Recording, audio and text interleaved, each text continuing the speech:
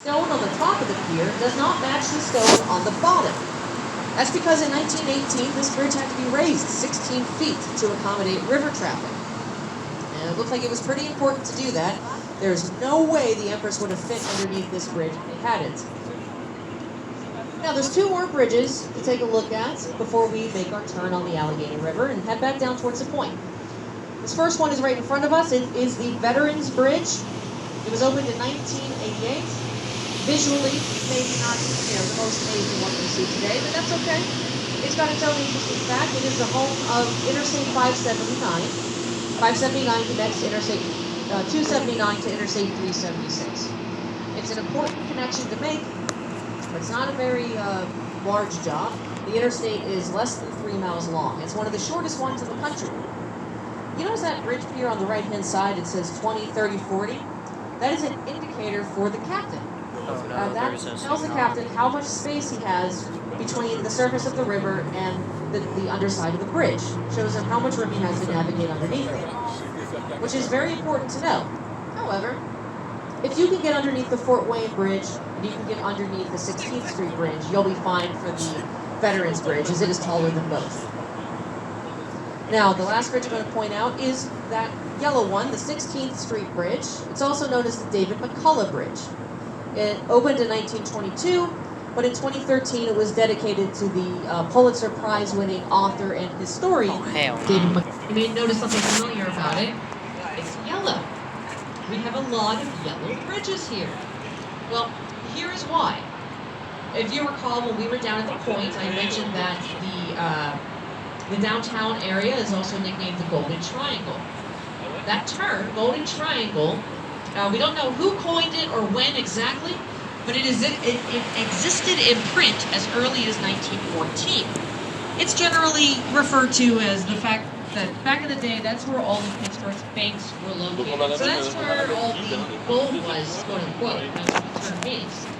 This shade of yellow you see everywhere, its proper name is Aztec gold. And in the late 70s and throughout the 80s, the city started a project where they painted most of their bridges that connect to the Golden Triangle this Aztec gold color. They're literally golden pathways that takes you into our Golden Triangle. They couldn't get them all, though, because as I said earlier, the Smithfield Street Bridge was already a historic landmark. They couldn't touch that one. So that's why we got the yellow bridges. The reason why we still have the yellow bridges is because Pittsburghers sometimes are a little averse to change. Because in the mid-2010s, a lot of these bridges were due to be refurbished, and the city gave us a choice. They said, Pittsburghers, these are your bridges. We can change the color if you want. We can make them blue or green, or we can keep them yellow. You just want to keep them yellow, right? Pittsburghers said, of course we want to keep them yellow. Black and gold. So yellow they shall remain, because we won't, why would we change it? It's beautiful. But speaking of black and gold, the reason why you see it everywhere in Pittsburgh is obviously it's because of the sports teams. But the reason why they're all black and gold is because those two colors, black and gold, were heavily featured in William Pitt's family coat of arms. That is where black and gold comes from. I mean, his coat of arms also had white and blue, but we didn't borrow those colors. Black and gold was more prominent. In fact, the Great Seal of the city of Pittsburgh, contained within it is a modified version of William Pitt's coat of arms. And they started to use those colors, the city did, for a lot of their regalia. And eventually, all the sports teams adopted it as well. Why they're all black and gold, I have not learned yet. I do not know. I didn't even know that was weird until I was almost an adult. To be fair, I wasn't super into sports, but I didn't realize that we were unique, that we have black and gold everything. So at this point in the tour, folks, I usually take just a brief break to give you an opportunity to stand up, stretch your legs, and not miss anything. So, if you want something to drink or something to eat, head on down to the second deck. Sean is there, and he's got hot dogs, popcorn, nachos, a full cocktail bar, also Pepsi products, and bottled water. I could use a hot dog right now. If you want to just take a quick break, I'll be back in about 2 minutes.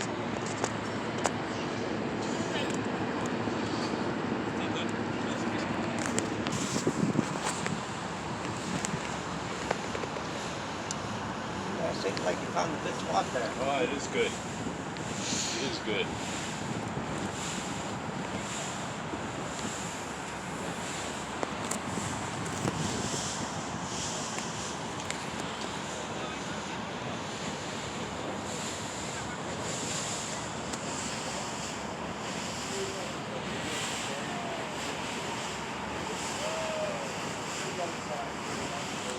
guy having fun?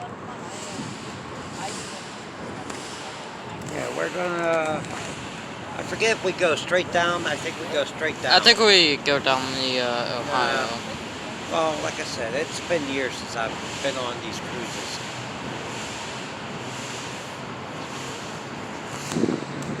Paper publisher. And he apparently saw buildings that looked like that in San Francisco. And he loved it so much he wanted one for himself at home. Good lord. Being a rich guy, he got what he wanted. And he lived on that top floor. That was his personal penthouse for years. These days, and when we clear it, on the right-hand side, we'll get a great view of PNC Park. But I want you to look just to the right of the stadium. You're going to see a little grassy hill. Also, it's one of those, if you blink, you miss it kind of things, because it'll be blocked by the River Safety Center there. But if you look at it, there's a lot of yellow numbers on the grassy hill. Those are all of the Pittsburgh Pirate jersey numbers that have been retired over the years. Roberto Clemente's number 21 is on that hill. But on the top right, you'll see a number 42 that's blue.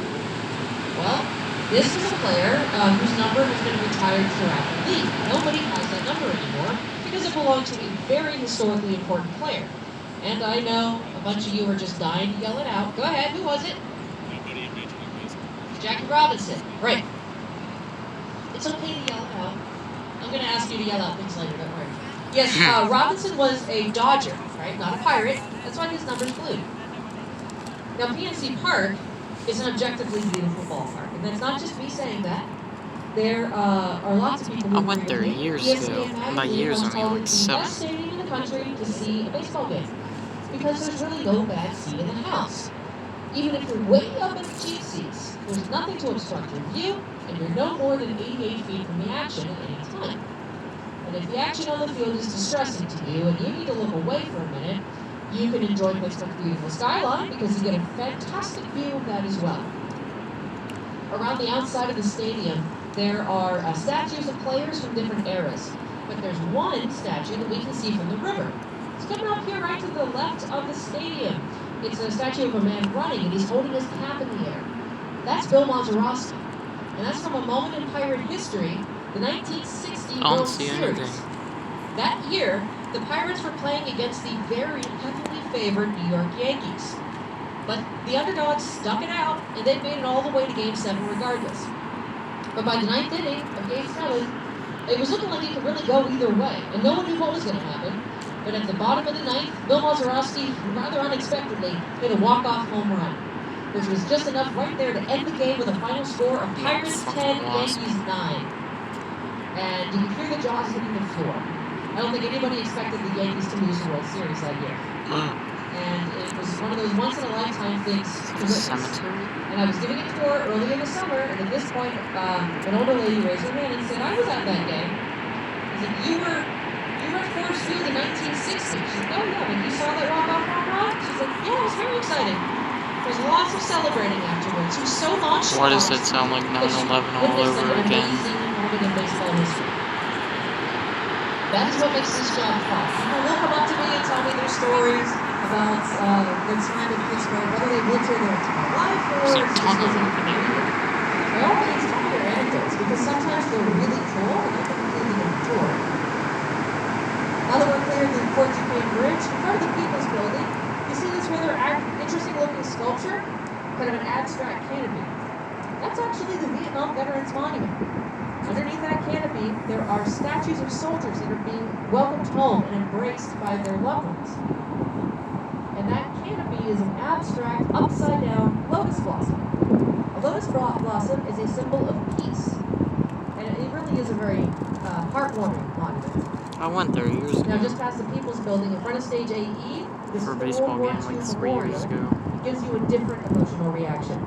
There are large photographs that were taken during the war, and plaques that you can read, and those pictures do take your breath away. Even if you have never served, even if you don't have military Down by the point again. family in any way, I still recommend check out the World War II. Good old memorial. north side. Now, there's one my more God, area all that I'm area up is. here to point out, but this last one's not Looks military. pretty nice. To a single person. Oh, the red It's and restored the yellow bridge and the here orange and with the a keyhole green. shot See, come, like come Stage out of it. AE, they have log You see that concerts statue of a there. man? He's sitting down, he's changing Yep. out of his loafers into more comfortable sneakers. And he's wearing an iconic cardigan. As soon as I That say circle Target, was people way start to wider than I smile and thought. nod. Because now you know, I'm talking about Fred Rogers from Mr. Rogers' Neighborhood. Fred Rogers was born in Latrobe, which is 40 miles outside the city, but he lived and worked most of his adult life right here in Pittsburgh. Mr. Rogers' Neighborhood was filmed at WQED, which is Pittsburgh's public broadcasting station. And bonus fact, WQED was the nation's first public broadcasting Helicopter up station. there. And Mr. Rogers was a rare example of what you see is what you get. He did not perform Mr. Rogers on that show. That was him. That was how he really was. And he was a humble guy, too.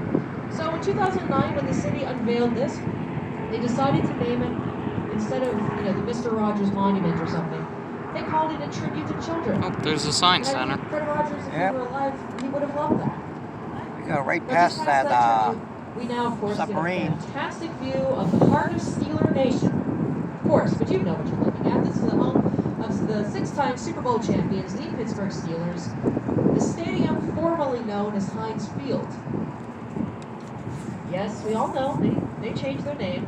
I understand that, but every time I said Acrisure Stadium, I got booed. So I'm just doing what every other Pittsburgher is doing, and we continue to refer to it as Heinz Field. That's what I've been Heinz Field has referring it to. 66,000 yellow seats, which is small for an NFL stadium, one of the smallest. And that's because it was designed to sell out. Not that the Steelers needed help with that, as they sold out of every regular season game since 1972. Jesus. But if you want to get season tickets, you can do that, but be prepared to wait a while, because the waiting list for Steelers season tickets is 20 years long. What? So if you plan ahead. If you want to spend the Alright, see whole you guys Steelers in season watching the 2042. games with your kids every single Sunday, maybe write down the name of what you think you might name a kid in the future, and then by the time it's your turn and on the wait list, this hypothetical child could be a grown adult. Just past the stadium now, of course, we got a different kind of entertainment. This is the amusement park for the mind, the Carnegie Science Center. That upside-down lampshade it has on the roof is a weather vane. It's called the E-Motion Cone, and at night it will glow a certain color depending on the weather we're having. A couple days ago, it was bright red because we had warm weather rolling in, hence the beautiful weekend we've had. Inside that odd building is loads of fun things to do, not just for kids. You don't need a child to chaperone you to the Carnegie Science Center. You can go as a date night, as an adult, you're allowed, you'll have fun. And they still let you tour, as you can see, this awesome thing they have in the river, the USS Ray Quinn. That is a genuine World War II era submarine. Ray Quinn, which is French for shark, was built in 1945. It didn't see any action in the war itself, it was a little too late, so instead it was used as a training vessel for many years until it was retired and parked right outside the Science Center, where it has a whole new lifetime as a place to tour. That little submarine would house 88 sailors. 87 of those sailors would get one saltwater shower per week. And it wasn't like a nice shower, it was like 90 seconds. However, there was one sailor that got a freshwater shower every day because he had to. It was important for him to be clean. Now at this I like point how in the the sun tour, goes through I'm the going to pause valley. again. See shade on one side. That leads to the hellhole known as Ohio. You can get anywhere, and inevitably people stand out with their phone. So, But this is quite boring, not gonna lie. Not distract you by looking elsewhere. I try. Also, this is where I put in my hand. So, yeah. Canada. Hey, If you haven't Alex. been to our website, Yeah. check out GatewayClipper.com and you can are $25 and it comes in a nice Gateway Clipper themed frame. If you pass on that, that's fine, but if you get home and you say, I kind of wish I had bought that picture, it's not too late. Go to gatewayclipper.com/photos, find the hour of your tour, it goes for 2 o'clock, and you can Epilepsy. download. If you look just beyond the West End Bridge on the hillside, you can see all those private homes. Actually, you can see that anywhere. If you look around in the hills, you can see whole neighborhoods that are built into the hillside. Well, we have very challenging topography here, and we got to work with what we got. It's totally normal for us. We have some notoriously steep neighborhoods like Southside Slopes and Polish Hill and Troy Hill and Spring Hill, and probably one or two other neighborhoods that end with the word hill. Perfectly A lot of ordinary hills. for a Pittsburgher to go up a flight of stairs where a sidewalk would normally be. But The some waves people are find coming it a in. little odd that people would live like that. The architect Frank Lloyd Wright, the falling water guy, It's gonna have to be said like that he 5 once parts to commented that this. Pittsburgh is a town that must have been founded by mountain builders. This is a freshwater river, by the way. All these rivers is freshwater, which is pretty damn nice. Mountains, look to the right, the sun's right there. But on Mount Washington, we can see coming up here is the Duquesne Incline. That is our second passenger incline. Duquesne. And it has its And own just down that interesting way is history. Kennywood. Now, if you are visiting Pittsburgh today, or if you've lived for your entire life and just never did the tourist thing, This is quite literally my first you boat will not cruise. regret it. You'll have a wonderful ride, a fantastic view of the point Oh. that's unique to the incline, and at the We top hit a of the stick. station, you can visit a mini museum and take a self-guided We just tour ran where it will over a show you stick. how the mechanics what? of A the stick. incline actually work. Stick. Very interesting. Stick. But as for the history of that incline, it opened in 1877, Stick. which is 27 years younger than the Well, we nation's ran oldest over a stick. Yeah, we did. And Oh, it no, Probably was- just- that go year around when it it. opened, it had a 5-cent toll. It's 5 cents up and 5 cents down. Freshwater. Yeah, good Adds another up point over over here. time, and that's not exactly Yep. chump change if you're Oh, a dang, working we're class moving quite person in the quickly. 1870s. So a lot of people opted not to take the new incline because there was a kind of treacherous but free footpath going up the mountain to the top. So if you worked down here on the river or the railroad tracks, but you lived on top of the mountain, and you didn't want to pay the incline, you could walk. It was a bit of a hike. But after a time, the city made it easier. This by is setting fun, up but a, also a boring. set of city stairs. Because There this are almost one is my 1,000 first boat steep cruise and steps coming in. probably my last. But luckily, I've not fallen in the river So yet. people were not getting on the incline. It's only like 20 So the feet deep. operators were getting a little Probably like 5 concerned feet, about like here. their profits. Actually, no, more like 15 So or they 20. started scheming. So that's not that deep. That's only like 5-ish meters. It's like 5 meters. Not too deep. Hired local teenagers. This is starting at great already. They A meter is dressed up as 3.28 feet, by the way. ghosts, and they head out on the Indian Trail steps and scared people as they were just trying to walk home. A Scooby-Doo level of scheming, if I've ever heard of it. Apparently, this very silly plan actually worked because the stairs got a reputation for being The haunted. rust. And by the mid Out of my way. they were totally abandoned and they got torn down. They don't exist anymore. But the incline is still there. It's still doing fine, so I guess it all worked out well for them. Very, very silly story. Now, if you're on the top of Mount Washington, these days you can see a lot of like luxury houses and fancy condos and nice restaurants up there. They all have really big windows because they get a fantastic view of the city below. A view of your city by moonlight, with the moon soft and mellow, floating in the heavens. We sauntered about the mount and looked down to the lake of fire and flame. It looked like a miniature hell with the lid off. It was a vision, a wonderful vision. It tended to frighten me. The view is not as deliciously beautiful as one would suppose. If one can be calm and resolute, he can look upon the picture and still live. Don't catch too many good fish in this river. Mainly The hunting catfish. was very good. It was tough going to be a Pittsburgh. That's all I ever really for about caught. 20 years or so after that, but in time, Pittsburgh pulled off something that not all Rust Belt cities are really able to do nearly as well. It had reinvented itself. And these days, you could say that Pittsburgh is experiencing its own renaissance.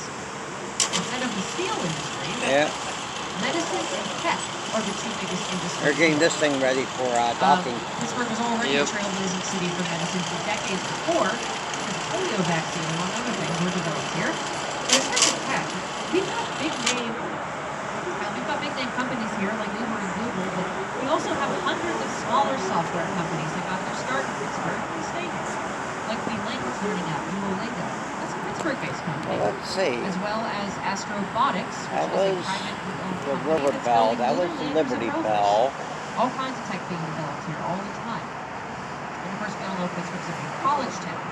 It's a great place With the now to live, Majestic, which learn, is and still work. Majestic. So a few years back, when it was given the honor of being called the most livable city, No, Pittsburgh it's put not in the the work honor. deserved that honor.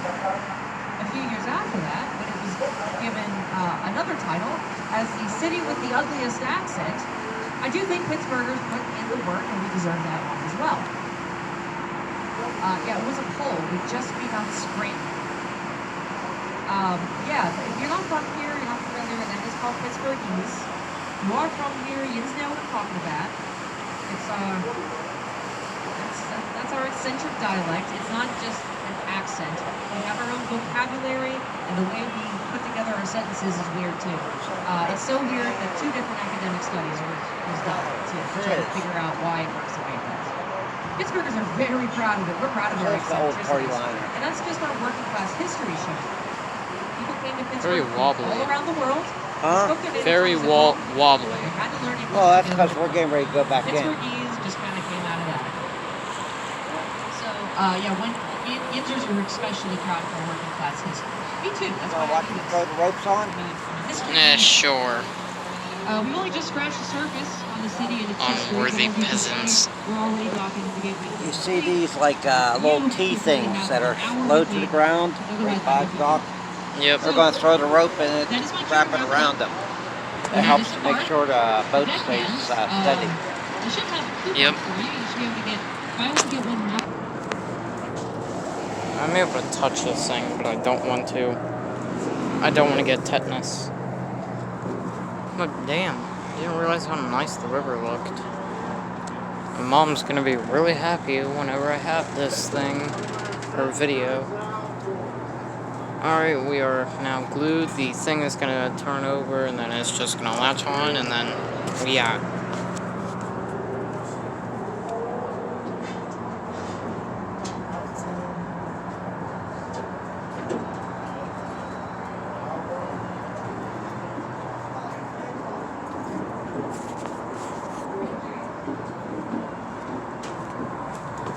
Hi, Alex. Where's your dad? I didn't even know that it came down. I don't know where he needs to go.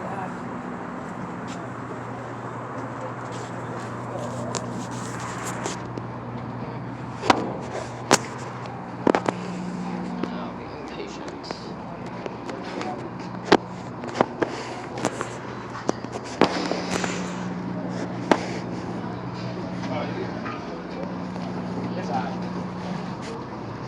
Next time, just put an eye and do it off. No double? No.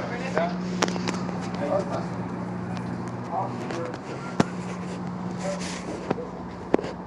All right, folks, that's going to be walking off the stern of the boat. Excuse me. Careful. Sir.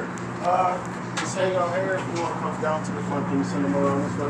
Yeah. Thank you.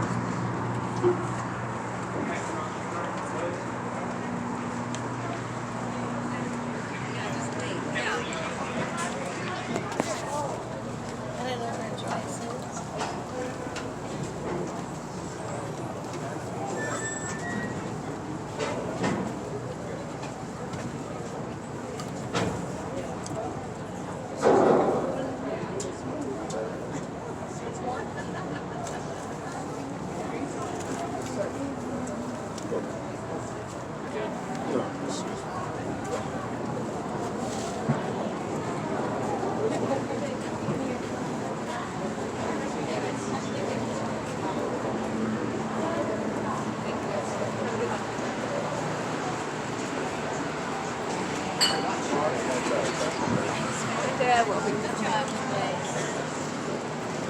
I thought you and him were together.